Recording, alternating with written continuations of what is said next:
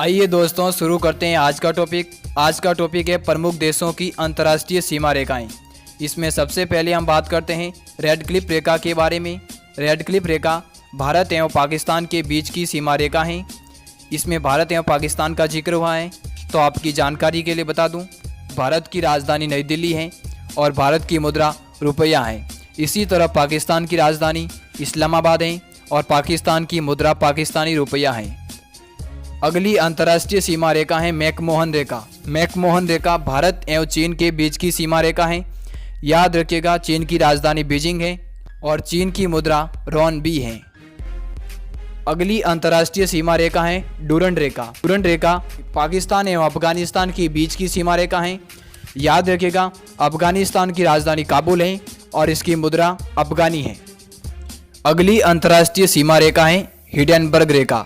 Hindenburg रेखा Germany एवं Poland देश के बीच की सीमा रेखा है। याद रखिएगा, जर्मनी देश की राजधानी बर्लिन है और इसकी मुद्रा यूरो है। इसी तरह पोलैंड देश की राजधानी वार्सो है और इसकी मुद्रा पोलिश जलोटी है। अगली अंतर्राष्ट्रीय सीमा रेखा है मैगिनोट रेखा। मैगिनोट रेखा फ्रांस एवं जर्मनी के बीच की सीमा रेखा है। याद रखिएगा, फ्रांस की राजधानी पेरिस है और इसकी मुद्रा यूरो है।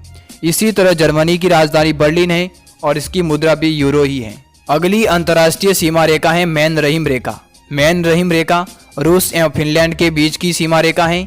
याद रखिएगा, रूस की राजधानी मॉस्को है और इसकी मुद्रा रूबल है। इसी तरह फिनलैंड की राजधानी हेलिंस्की है और इसकी मुद्रा यूरो है।